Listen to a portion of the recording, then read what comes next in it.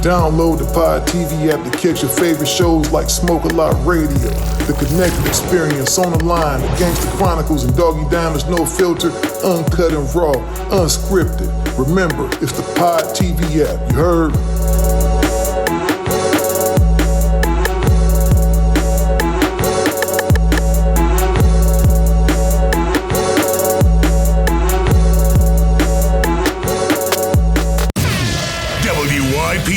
Up Radio with MC8. Steel and Big James has taken over the radio station. Well, all right, y'all. All across the USC, Compton, Watts, Bay to LA. Pomona, California, from valley to valley, we represent that killer Cali. So if you keeping it real on your side of your town, you tune in to Gangsta Chronicles. Gangsta Chronicles, we gon' tell you how it goes. If I lie, my nose will grow like Pinocchio. We gon' tell you the truth and nothing but the truth. Gangsta Chronicles, this is not your average show. You're now tuned into the real MC8, Big James, and Big Steel. This is strictly from the streets. Hello. We represent the James. Hey, you know, Will, I was gonna ask you because you mentioned the way you said, I'll whoop his ass. You ain't playing. Right. You could have been a professional boxer, huh? Yeah. Well, I did have a few pro fights. Oh, is that right? Yeah. What was your record when you was out there? I had a shitty record. I was 3-1. Oh, 3-1. He just Yeah, it was shitty. But the thing about it is this, man. I just started boxing too late. Like, I think that when you start boxing, you should be hungry. Like literally hungry, right? Like, I ain't got shit. We ain't got no house. we ain't got this or whatever. And I think you can come out like that and you're going to be more hungry. Like, when I started boxing, I was already into the money. When I started professionally, I was already into the money. I was already making rap money and real estate money and stuff like that. So, when I leave the gym, I'm not coming home to my girlfriend's house or some room in my mama's basement or whatever. I'm coming home to a fucking mansion. You know what I'm saying? It's a difference. It's a big difference when you because boxing is a blood sport. Mm-hmm. The type of sport when you walk into the ring, you can lose your life, and you know it in the back of your head. And everybody like, why the fuck would you do something like that? Why would you do that? It's hard to explain, but it's something. Think about whatever it is that really gets you the fuck off. It really excites you. That's how boxing does for me. It's exciting. It's like when you're walking into that ring and it's like a warrior, like ancient warrior, Rome times. It's like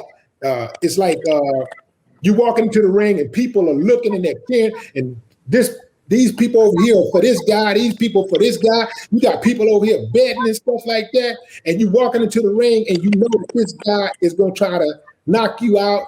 And your job is to hurt him. And, and in the back of your mind, you saying to yourself, I could actually die. I may not walk out of this ring alive.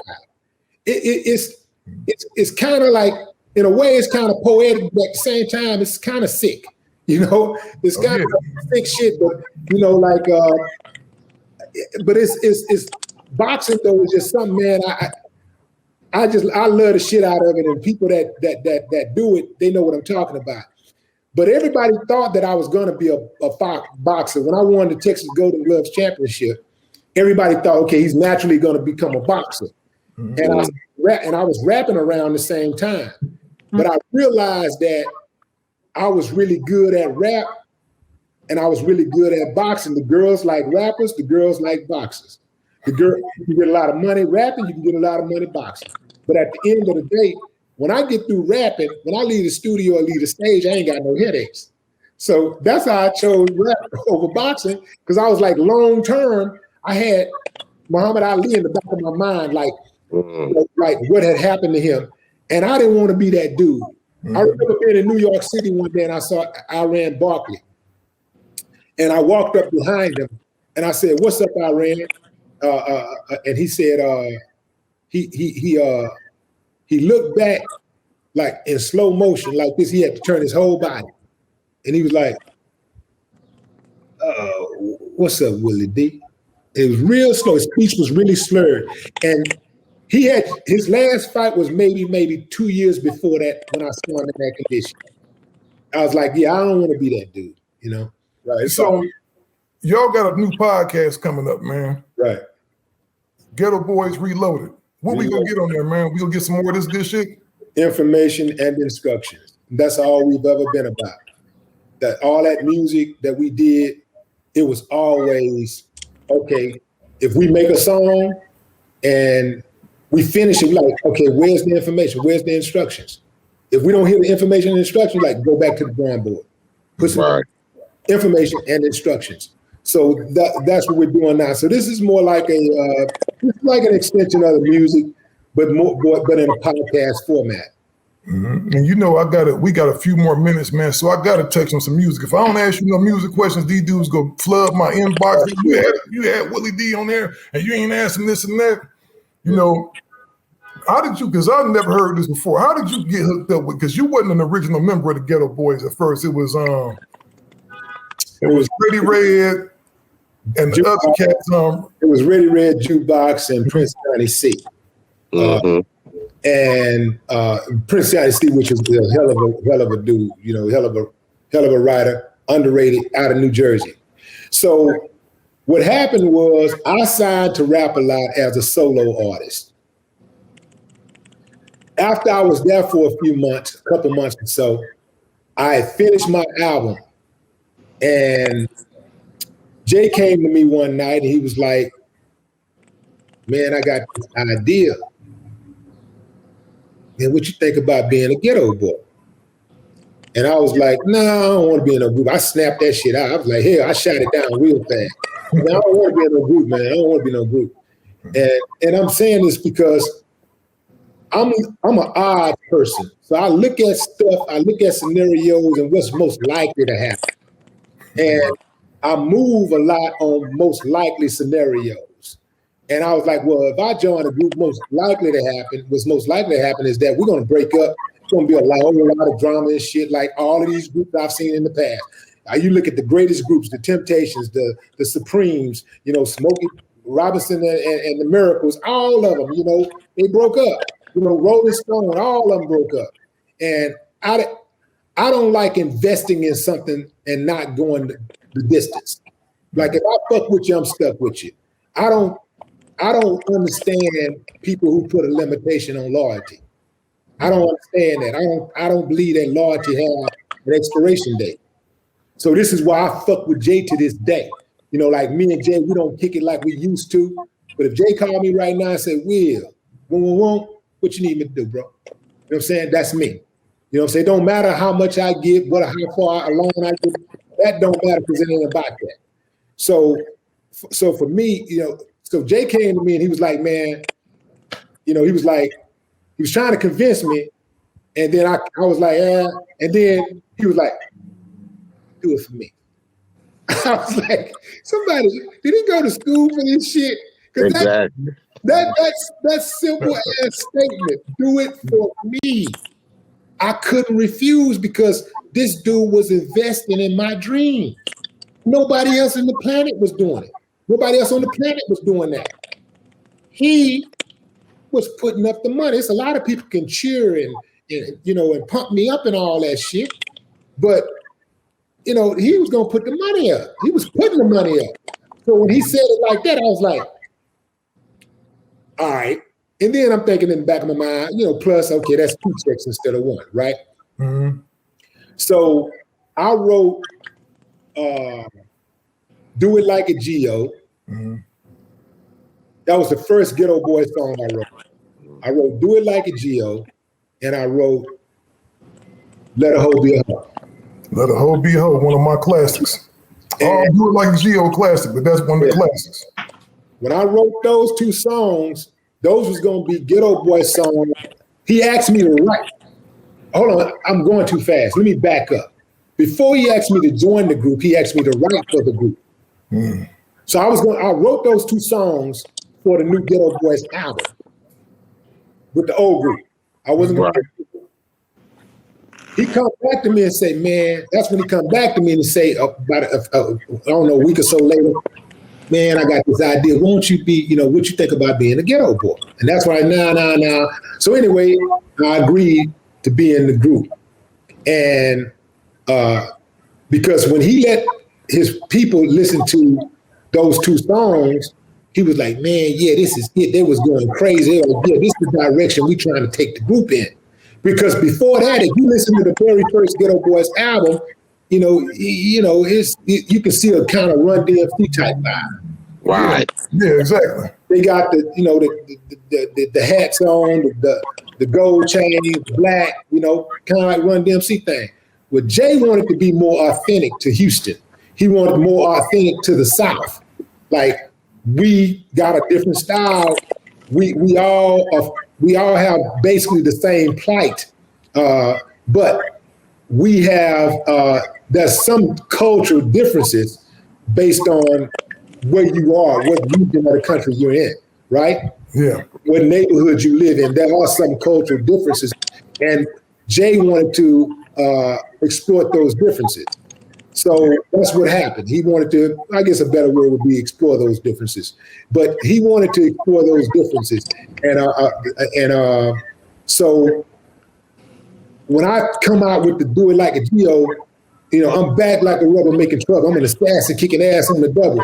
No motherfucker alive gonna stop me, so fuck you and your goddamn posse. It's time to step on some motherfucking toes. Oh, man, fuck them hoes. These coasts ain't playing our songs. I want to know what the hell going on. I meant that shit. I was like, I want to Exactly. a New York DJ. Like, beat that motherfucking head in.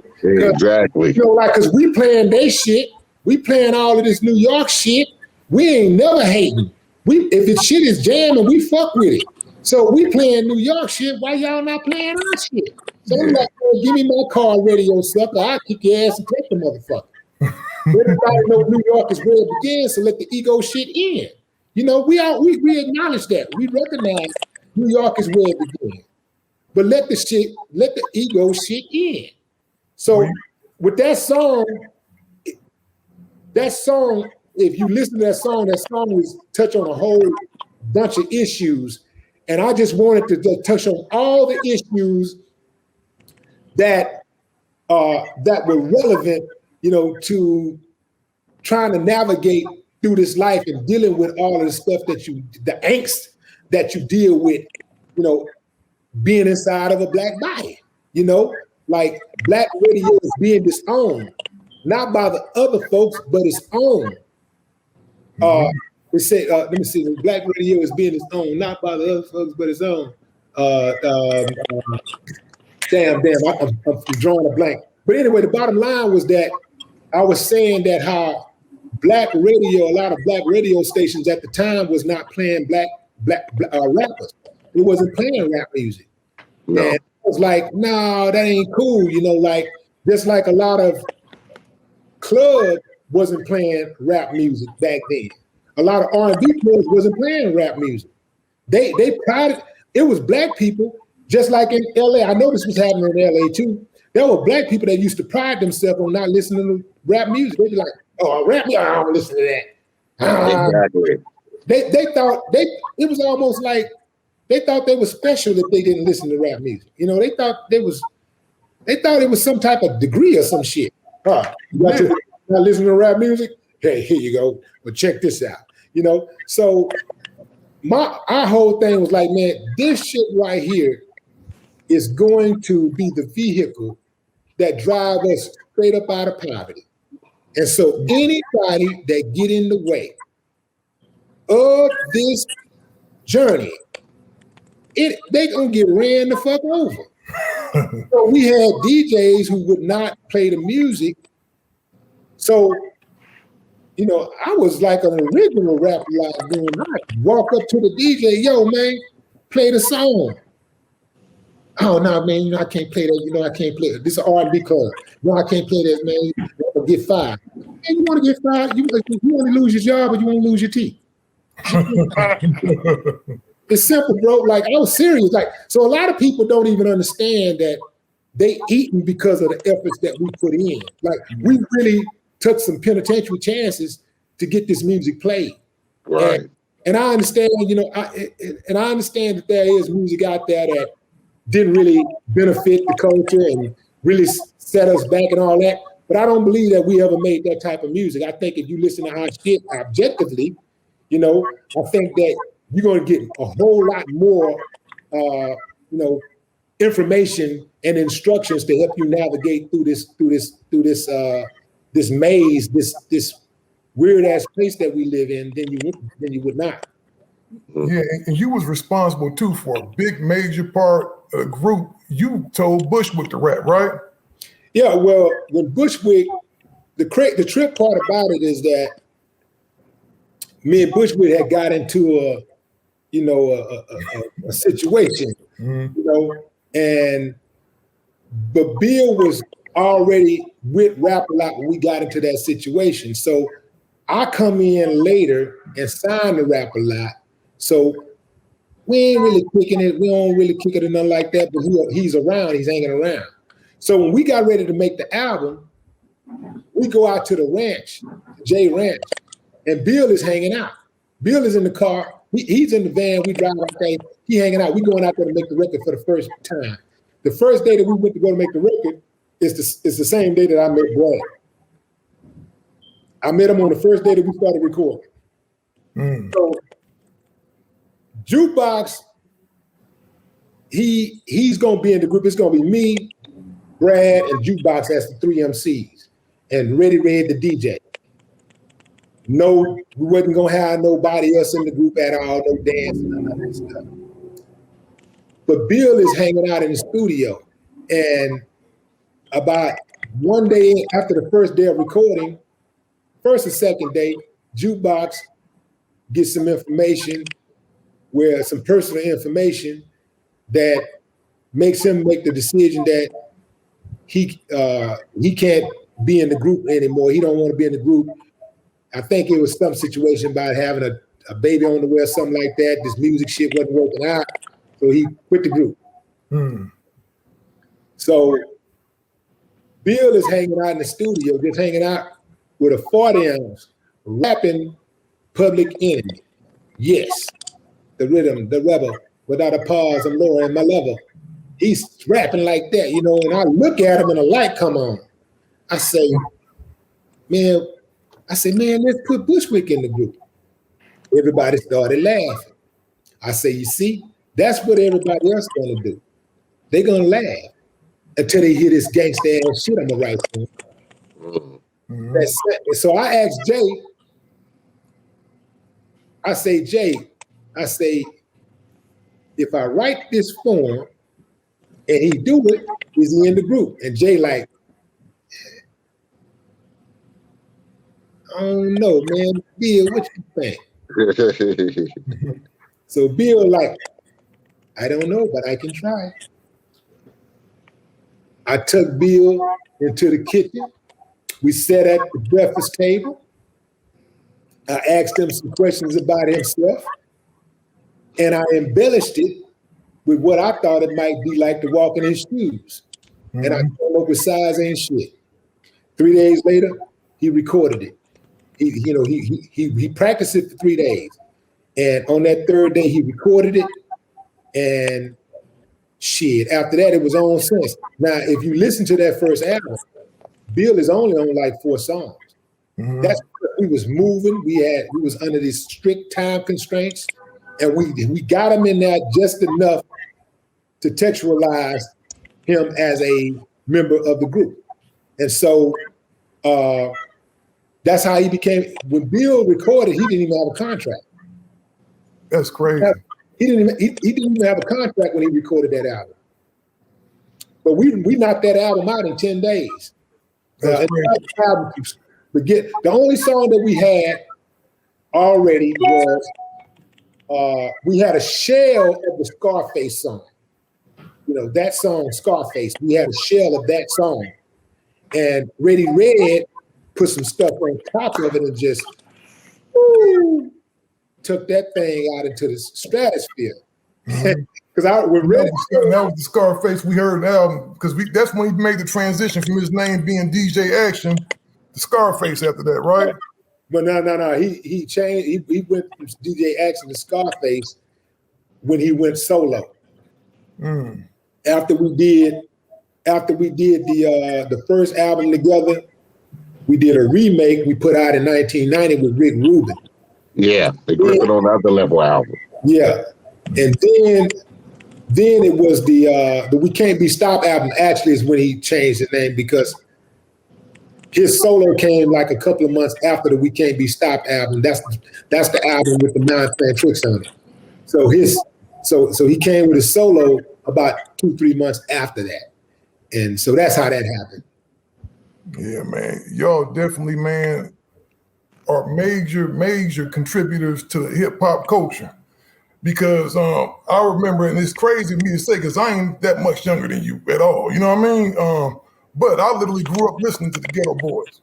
Right. And when I listened to the Ghetto Boys, I saw what the Fifth Ward was, and that was what hip hop did for me back then. You know, I'm a kid in Cleveland, right?